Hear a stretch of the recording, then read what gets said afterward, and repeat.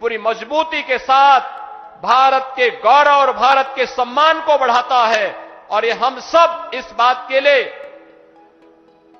गौरवान्वित महसूस करते हैं जब प्रधानमंत्री मोदी जी का सम्मान दुनिया के मंच पर होता है। पूरी दुनिया उन्हें आशा भरी निगाहों से देख रही है।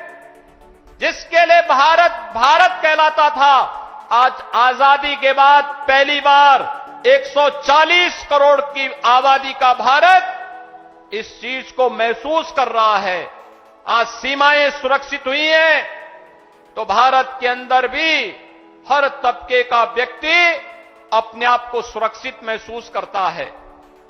ये संबल क्षेत्र हम सब जानते हैं, यहां पर खेती किसानी के साथ ही इस पूरे क्षेत्र के विकास को लेकर के यहां की कारीगरी और हस्तशिल्प को भी प्रधानमंत्री मोदी जी ने आगे बढ़ाने का काम किया।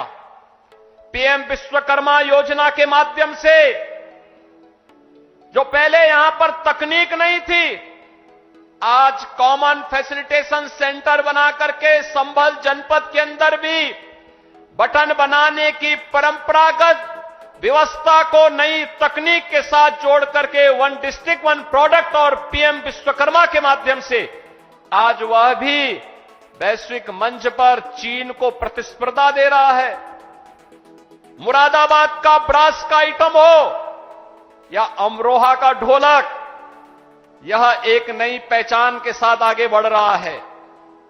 ये चीजें पहले भी थीं, लेकिन जिस निराशा और हताशा में थी, आज इस नए भारत में एक गरीब को मकान भी मिल रहा है तो इंफ्रास्ट्रक्चर के बड़े बड़े कार्य भी हो रहे हैं। संभल जनपद में गंगा एक्सप्रेसवे पूरी मजबूती के साथ बन रहा है और यहां पर औद्योगिक क्लस्टर भी विकसित होने जा रहा है। आने वाले समय में संभल से प्रयागराज की दूरी और 2025 में जब प्रयागराज कुंभ होगा, हमारा प्रयास होगा, उस समय डबल इंजन सरकार का प्रयास है कि उस समय प्रयागराज में गंगा एक्सप्रेसवे से पश्चिमी उत्तर प्रदेश और देश के अन्य भागों के लोग प्रयागराज पहुंचे। प्रयागराज की दूरी को न्यूनतम करने की दिशा में यह एक नया प्रयास प्रारंभ हो रहा है और गंगा एक्सप्रेसवे इसके लिए आपके लिए तैयार होने जा रही है। ये जो कुछ भी हो पा रहा है, चाहे वह अच्छा इंफ्रास्ट्रक्चर का हो, चाहे वह मुरादाबाद का बहुत शीघ्र प्रारंभ होने वाला एयरपोर्ट का हो, चाहे वह हस्तशिल्पी और कारीगरों के सम्मान का हो, चाहे वह नौजवानों के रोजगार का हो और चाहे किसानों के आमदनी को कई गुना बढ़ा करके उनके जीवन में परिवर्तन करने का हो। ये सभी कार्य ये नए भारत की एक नई पहचान बन रहे हैं और ये संभव हुआ है आदरणीय प्रधानमंत्री जी के यशस्वी नेतृत्व के कारण।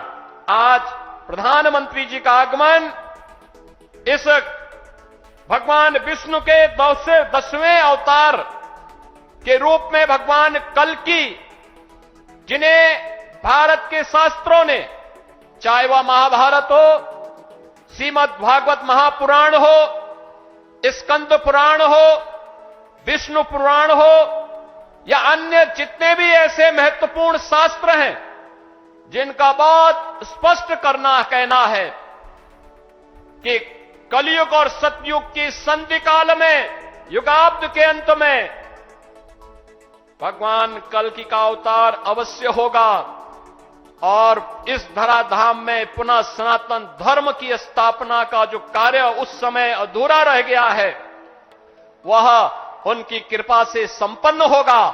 तो ये मान करके चलिए कि अयोध्या धाम में रामलला के विराजमान होने के बाद प्रधानमंत्री जी ने जो शुरुआत की है, यह वहां से उसकी शुरुआत है और यह होकर के रहेगा। आज आदरणीय प्रधानमंत्री जी शिला रखने के लिए स्वयं इस कल्कि धाम के इस आयोजन में यहां पर उपस्थित हुए हैं। मैं आप सभी श्रद्धालुजनों से, प्रदेशवासियों की ओर से आदरणीय प्रधानमंत्री जी का संबल जनपद की इस धरती पर हृदय से स्वागत करता हूं, अभिनंदन करता हूं। धन्यवाद। जय जय श्री राम।